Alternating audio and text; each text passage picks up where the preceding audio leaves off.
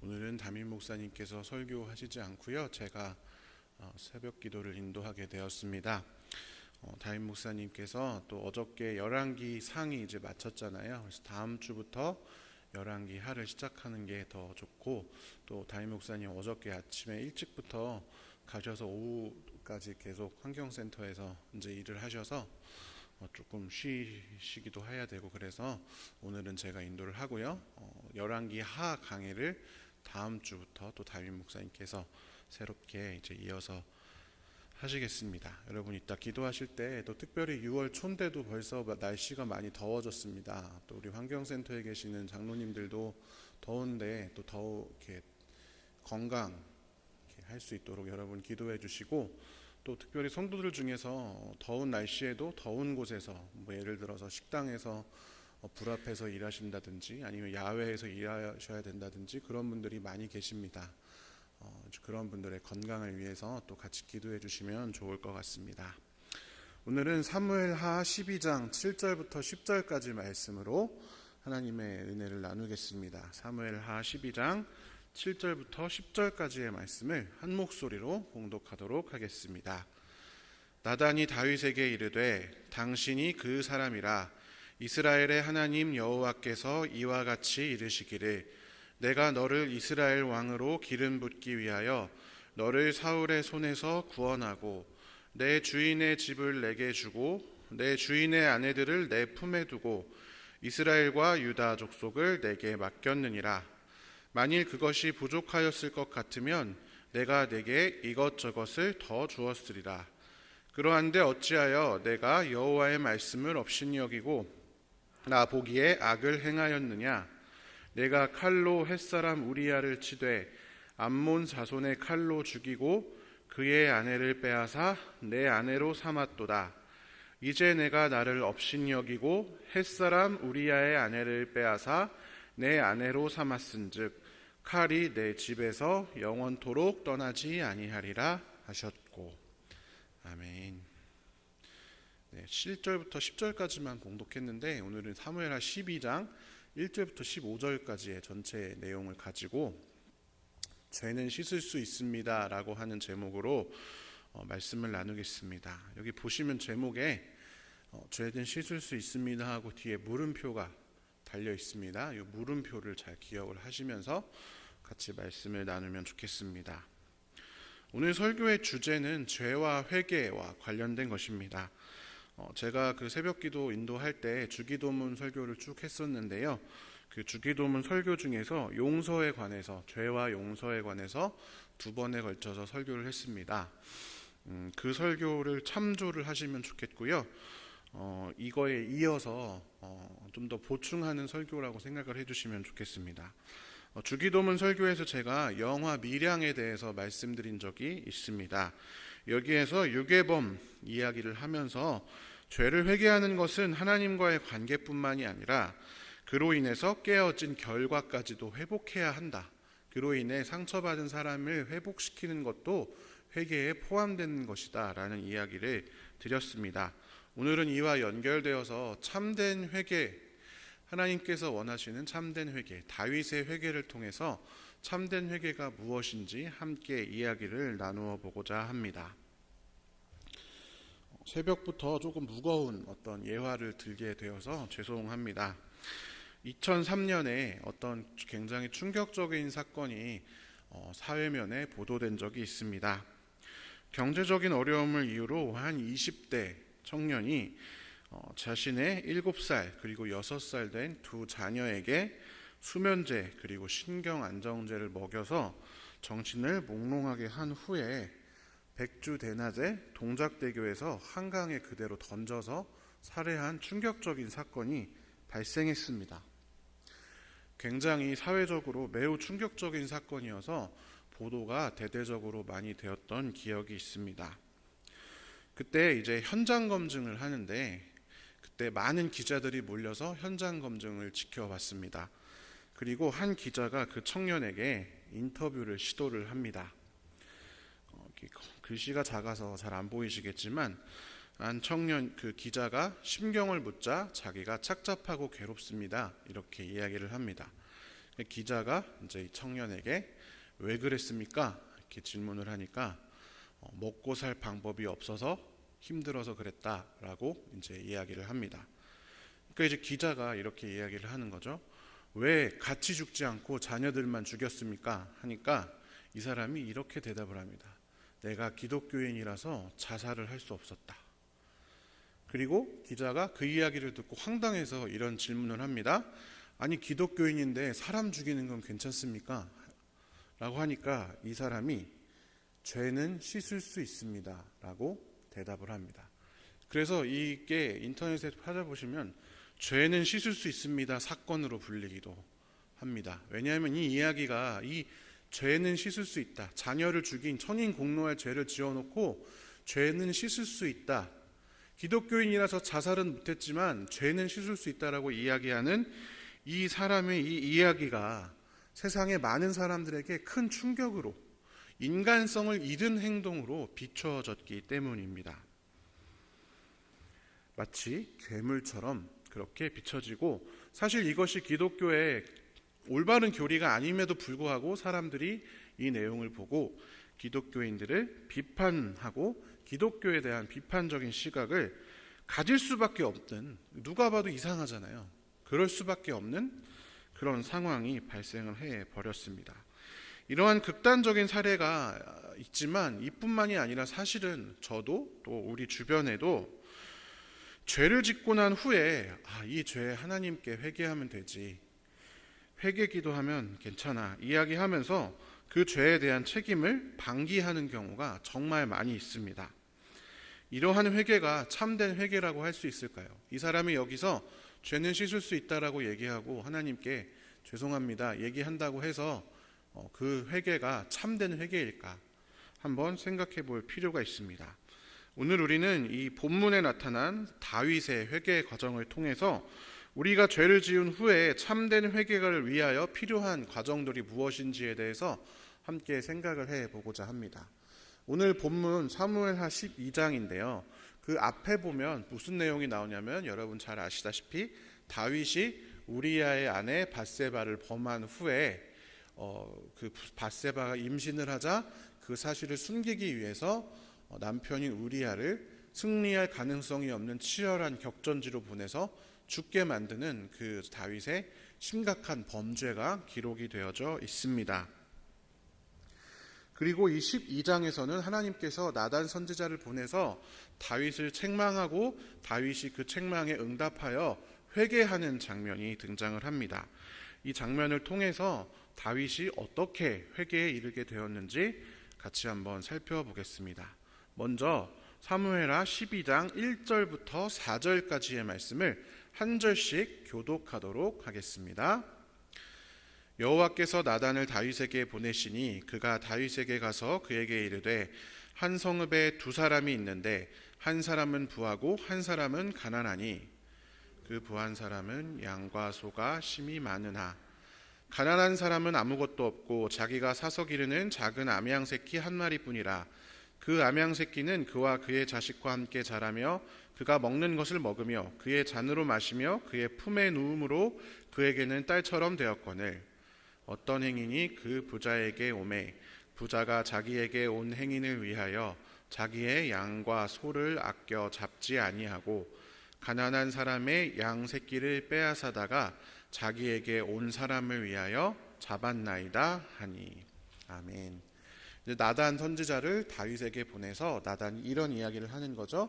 두 사람의 예를 들면서 한 사람은 부자고 한 사람은 가난한 사람인데 부자가 가난한 사람의 단 한 마리 있는 그 양을 빼앗아다가 자기 손님을 대접했다. 이게 옳은 일이냐? 이렇게 질문을 하는 장면이 등장을 합니다. 그런데 이 말의 내용도 중요하지만 사실 제일 첫 번째로 우리가 주목하여 볼 것은 나단 선지자가 다윗에게 찾아갔을 때 다윗이 나단 선지자를 만나서 하나님의 말씀을 들었다라고 하는 사실 자체에 있습니다. 그는 죄를 지은 상황 가운데에서도 하나님의 말씀을 들었습니다. 다윗의 속마음까지 세세하게 성경에 기록되어 있지 않아서 정확히 알 수는 없지만 여러분 생각해 보십시오. 다윗이 밧세바에게 음욕을 품었던 그 순간부터 이것이 옳지 않은 일이다라는 것을 인지하지 못했을까요? 심지어 그 충직한 부하인 우리아를 자꾸 속여서 동침하게 하려고 시도하고, 너무 충직해서 자신의 아내 전쟁 중에 동침할 수 없다 이렇게 하니까 결국 어쩔 수 없이 치열한 격전지로 보내서 죽게 만들었는데, 그 과정을 통틀어서 다윗이 자신의 행동이 옳지 않다라는 것을 몰랐을까요? 아마 다 알고 있었을 것입니다. 그때는 몰랐다 하더라도 이런 점점 더 사람을 죽이기까지 하는 큰 죄로 나아가는 동안에 그는 분명히 자신의 행동이 옳은 행동이 아니라는 것을 정말 명확히는 아닐지라도 어렴풋이라도 인식하였을 것입니다. 우리가 죄를 지었을 때를 한번 생각해 봅시다. 여러분, 정말로 우리가 지은 모든 죄를 짓는 줄도 모르고, 그 당시에는 짓는 줄도 이게 죄인 줄도 모르고 그렇게 지었습니까? 아니면 이 행동이 죄이고 하나님 앞에 선하지 않다라는 것을 알면서도 죄가 주는 달콤함을 이기지 못해서, 또는 그 죄가 주는 이 상황에 스스로 합리화하면서 죄를 지을 때가 얼마나 많이 있습니까?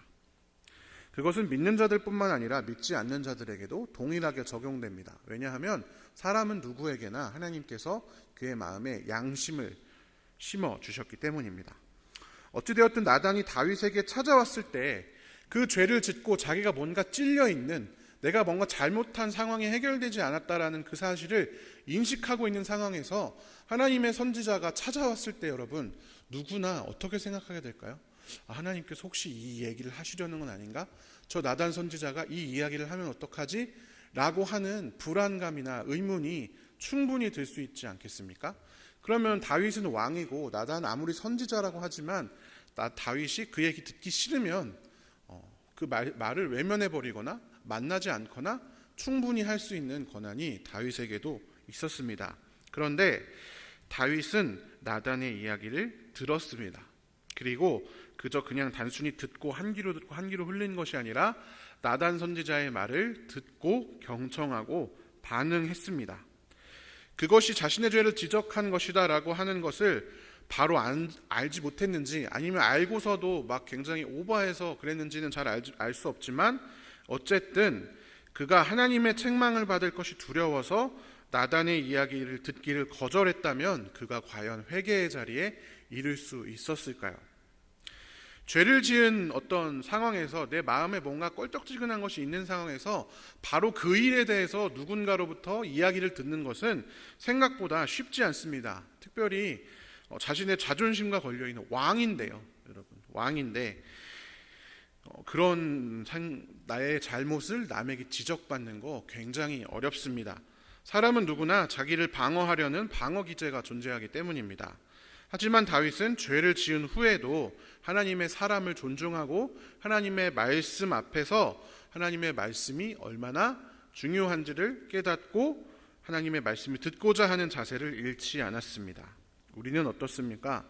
죄를 짓고 나서 하나님 앞에 큰 잘못을 하고 나서 괜히 찔려서 뭔가 목사님 만나기도 좀 무섭고 피하게 되고 하나님 말씀 외면하게 되고 그러지는 않습니까? 내 죄를 지적하는 사람들을 보면서 외면해버리지는 않습니까? 참된 회개가 있으려면 먼저 여러 통로를 통해서 우리에게 주시는 하나님의 말씀을 경청할 줄 알아야 합니다. 두 번째로 다윗은 양심을 가지고 있는 사람이었습니다. 사무엘하 12장 5절 6절의 말씀을 같이 한 목소리로 읽겠습니다. 다윗이 그 사람으로 말미암아 노하여 나단에게 이르되 여호와의 살아계심을 두고 맹세하노니 이 일을 행한 그 사람은 마땅히 죽을 자라. 그가 불쌍히 여기지 아니하고 이런 일을 행하였으니 그 양 새끼를 4배나 갚아주어야 하리라 한지라. 아멘. 5절 6절에 보면 다윗이 나단 선지자의 이 이야기를 듣고 굉장히 분노를 발하는 장면이 등장을 합니다. 그런데 자세히 이 뉘앙스를 살펴보시면 다윗이 필요 이상으로 분노하고 있다라는 것을 느낄 수가 있습니다. 어떤 거냐면 뭔가 찔리니까 자신의 어떤 도덕적인 깨끗함을 좀 더 증명하기 위해서 그 사실, 그런 도덕적으로 이 나쁜 사실을 들었을 때 굉장히 격렬하게 반응하는 거죠. 다른 사람의 이야기를 들었을 때 이것이 이제 나단 선지자의 의도였을 것입니다. 어쨌든 물론 다윗이 그렇게 과한 반응을 보이기는 하지만 사실 이 내용을 자세히 살펴보면 말이 틀린 것은 없잖아요. 이것이 양심에 비추어서 다윗은 무엇이 옳고 무엇이 그른지를 판단하고자 애썼다라는 것을 보여줍니다. 우리가 죄를 지었을 때 혹시 죄를 한번 짓고 나서 어떤 이렇게 특별히 내가 굉장히 싫어하는 죄, 내가 그동안 참아왔던 죄를 한번 딱 지으면 뭔가 그 샴페인 뚜껑이 팍 따지듯이 죄를 막 그냥 그동안 참아왔던 나의 어떤 그런 강둑이 무너지듯이 그렇게 막 죄를 짓는 경우가 많이 있습니다. 마치 다이어트를 하던 사람이 뭔가 식욕을 참지 못하고 뭔가 아주 작은 거 하나 먹은 다음에 그대로 그냥 폭식으로 이어져서 다이어트에 실패하는 그런 것과 같습니다. 다윗도 사실 그러했지요. 밧세바를 간음한 이후에 물론 그 자신의 잘못을 숨기기 위한 일이지만 어쨌든 사람을 죽이는 데까지 다름질쳐 갔습니다.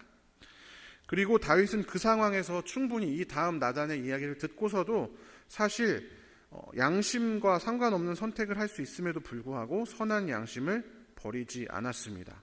무엇이 옳고 무엇이 그른지, 왕으로서 무엇을 어떻게 판단해야 하는지를 그는 가지고 있었기 때문에 나단의 이야기를 들었을 때에 무엇이 옳고 무엇이 그른지를 대입하여서 충분히 생각해 볼 수 있었고, 이것은 이제 이 이후에 다윗이 자신의 죄를 인정하게 되는 그러한 깨달음으로 나아가는 한 가지 발판이 됩니다.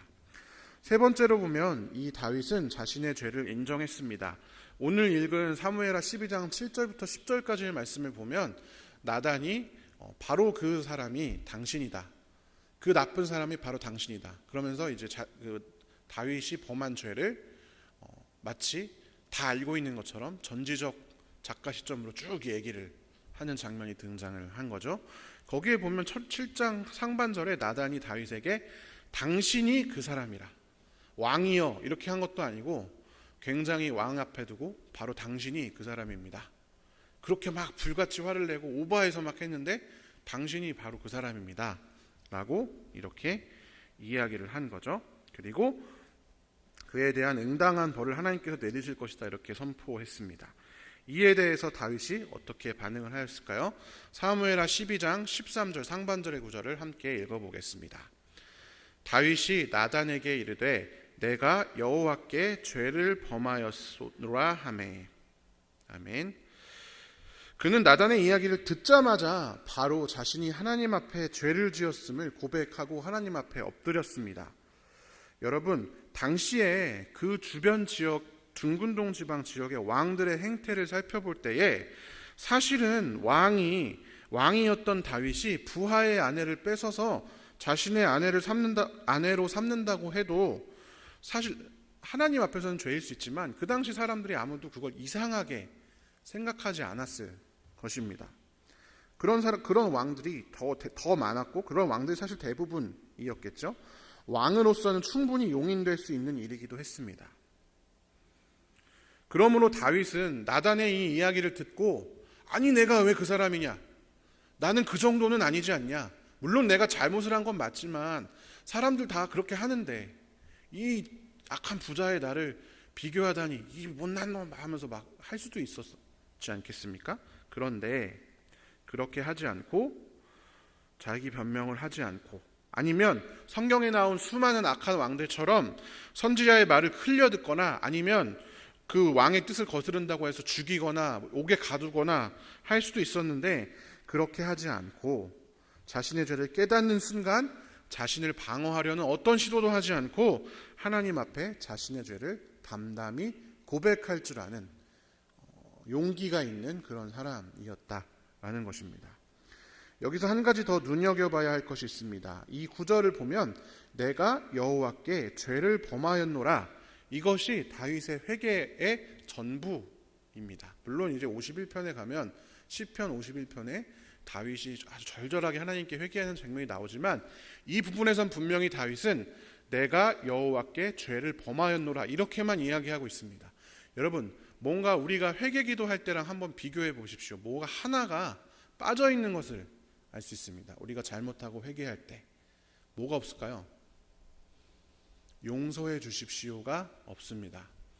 근데 여러분, 잘못을 하고 나서 바로 이렇게 말한다고 생각해 보십시오. 하나님, 내가 여호와께 죄를 범하였으니 내 죄를 용서해 주십시오.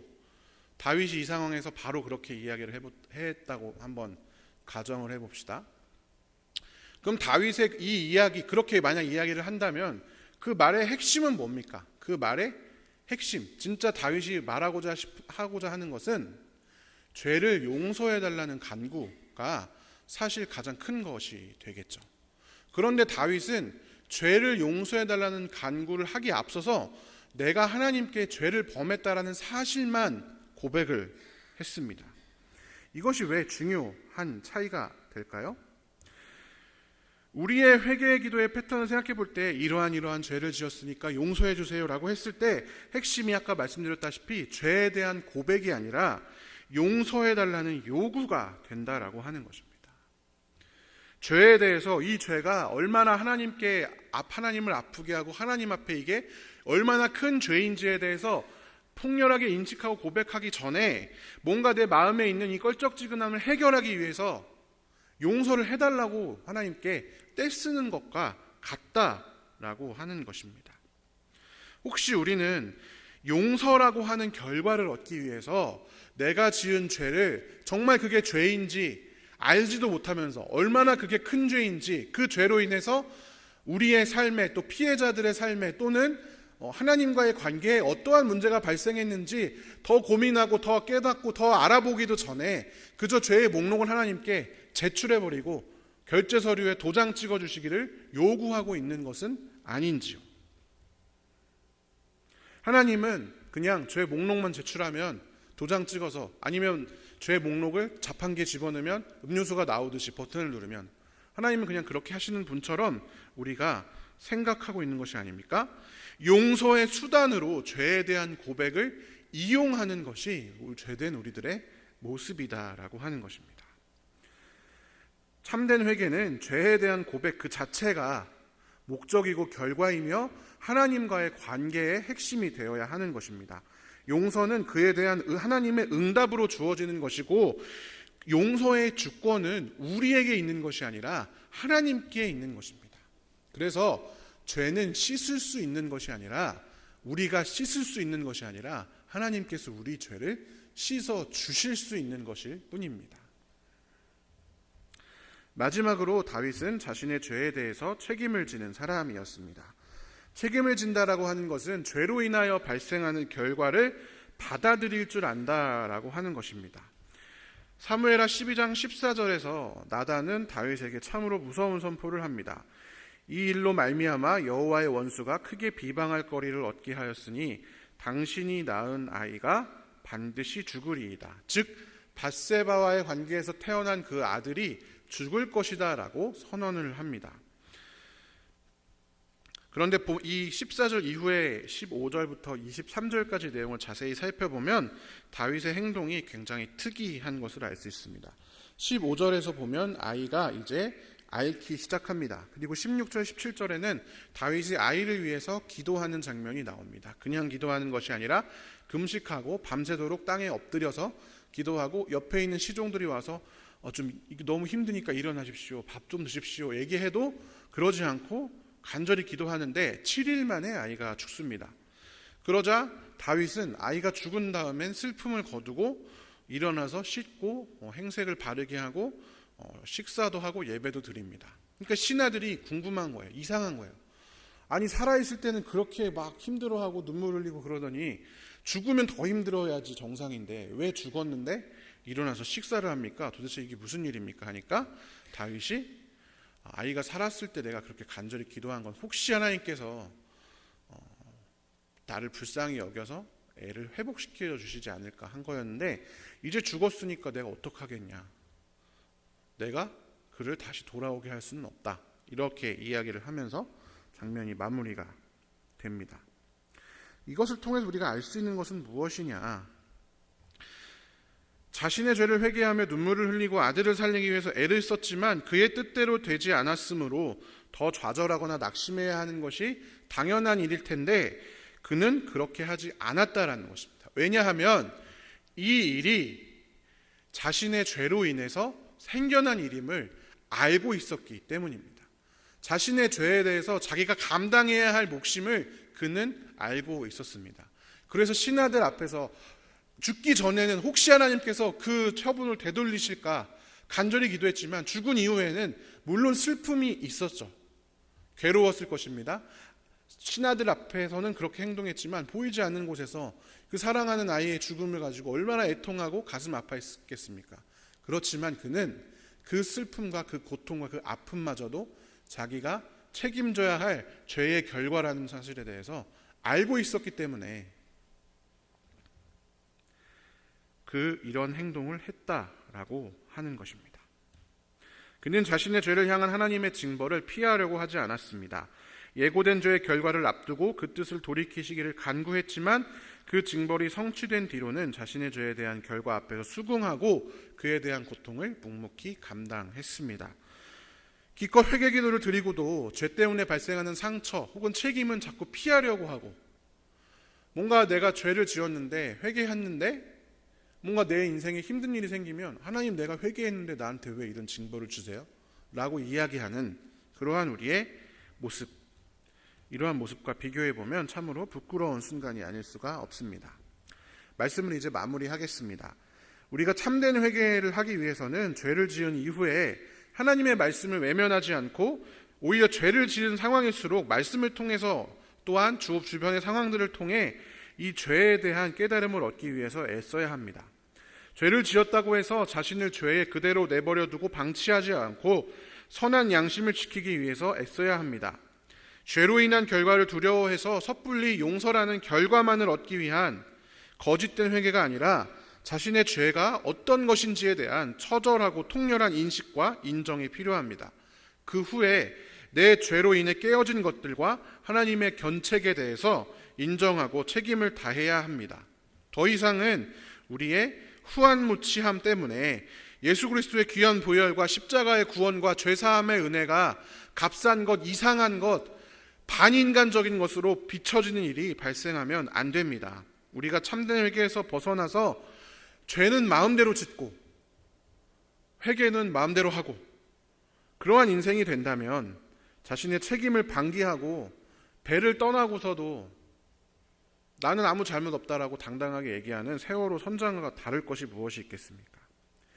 그로 인해서 우리 주변에 누군가가 실족하고 하나님의 품에서 떠나가게 된다면 그 죄를, 그 잘못을 어떻게 감당할 수가 있겠습니까? 아까 처음에 예로 들었던 한 비정한 아버지의 말처럼 죄는 씻을 수 있습니다. 하지만 그에 대한 주권은 하나님께 있습니다. 우리가 회개 기도를 드리면 하나님께서 결제 서류에 도장을 찍어주셔야만 하는 것이 아니다라는 사실을 다시 한번 기억해야 합니다. 참된 회개가 우리 안에 있을 때 하나님께서 우리를 사랑하셔서 회개의 은혜를 허락하여 주시는 것입니다. 진정한 회개를 드리는 귀한 성도들 되기를 원합니다. 나단의 헌풀을 듣고 다윗이 시편 51편을 통해서 고백했던 것처럼 우리의 참된 회개를 통해서 하나님께서 우리 안에 정한 마음을 창조하시고 정직한 영을 새롭게 하시기를, 그리하여서 이 땅의 죄인들이 하나님께 돌아오고 우리의 죄된 입이 하나님을 찬송하는 구원의 즐거움이 회복되는 귀한 일들이 우리 삶 가운데 가득하기를 간절히 축원합니다. 함께 기도하겠습니다. 사랑의 하나님, 감사합니다. 오늘도 우리의 죄를 용서하여 주시니 참으로 감사합니다. 하나님, 연약한 우리는 죄에 대한 용서조차도 우리 자신 스스로를 위해서 이용하려고 합니다. 내 안에 죄로 인해 생기는 결과를 해결하기 위해서 용서라는 사실을 이용하는 우리의 연약한 모습들을 용서하여 주시옵소서. 하나님, 우리가 하나님 앞에 죄를 지었을 때마다 이 죄가 하나님을 얼마나 힘들게 하고 아프게 하는지, 이 죄가 아무 값 없이 그저 해결됐다라고 하는 것이 진짜 값이 없어서가 아니라 하나님께서 얼마나 귀한 값을 치르시고 우리의 죄를 대속하셨는지를 다시금 깨닫는 우리가 되게 하여 주시옵소서. 그리하여서 세상 가운데 빛과 소금으로 죄를 짓고 후한무치한 사람들이 아니라 하나님의 은혜를 전하는 귀한 주의 자녀들로 우리의 인생이 회복될 수 있도록 인도하여 주시옵소서. 이 아침에도 우리가 삶의 어려운 문제들 가지고 하나님께 나아오는 귀한 성도들이 있습니다. 주여 우리의 기도를 연락하여 주시고 하나님의 은혜대로 하나님의 뜻대로 우리 삶 가운데 좋은 것들 선한 것들로 채워 주시옵소서.